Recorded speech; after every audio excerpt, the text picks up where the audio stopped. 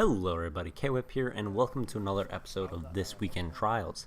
And in this week of Trials, we have the map Shores of Time. And I'm going to be honest, I do not like this map for Trials. And the reason behind that is that it is quite unbalanced spawn-wise, and it just gets really campy because of how much stronger one spawn is compared to the other.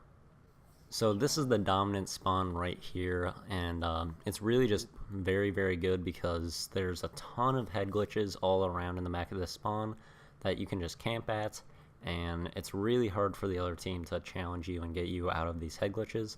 So this spawn is super hard to deal with when people are camping back here, and so people are going to be doing that a lot to you, and it's usually a pretty difficult thing to get them out of those spots.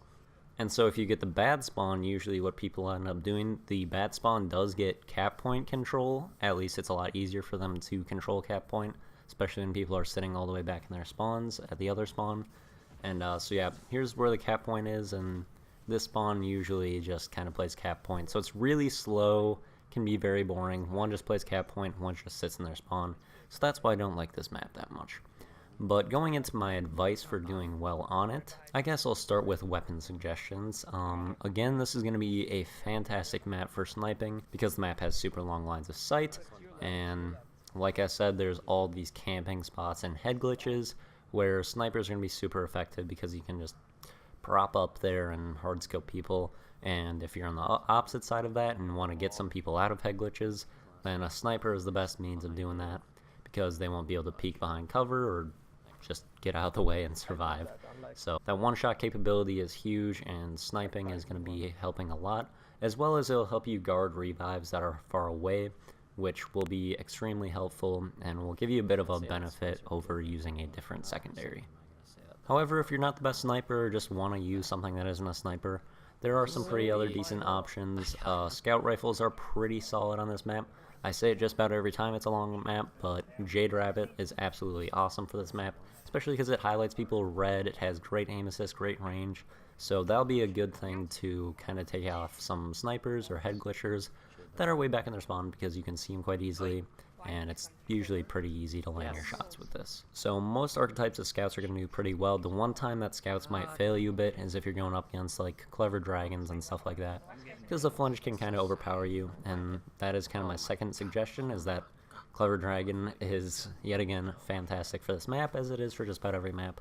So those high rate of fire pulses are going to do great because they have very limited range fall off, and you can make quick work of people from most ranges on this map. So overall, I'd say if you're sniping, probably use either a hand cannon or a pulse rifle, and if you're not sniping, I would stick with a scout rifle or a pulse rifle.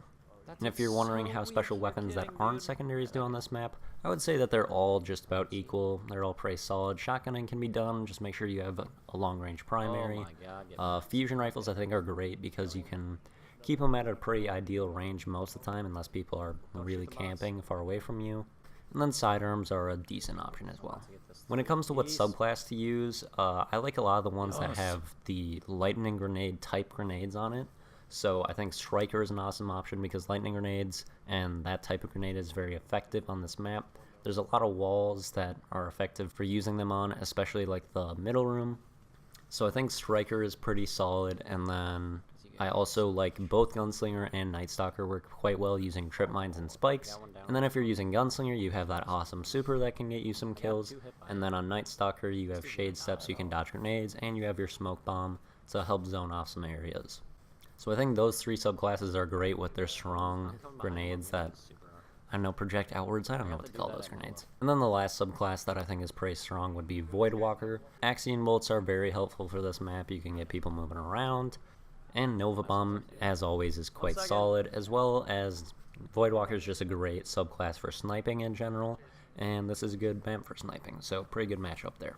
Moving on to some other advice, here's where the heavy ammo spawns. It's kind of in the middle of the map by the cap point, and the spawn that I said was bad actually has advantage for heavy round and has a much more favorable position, as you can zone off these caves quite easily, and usually if you get the bad spawn, it's a lot easier to actually get the heavy ammo.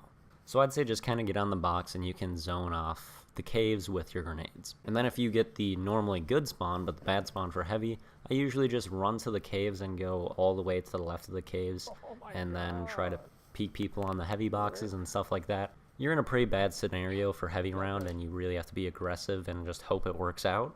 So it's a good opportunity to use supers if you're on this side, but really heavy rounds are just tough, so you kind of just got to do your best on those.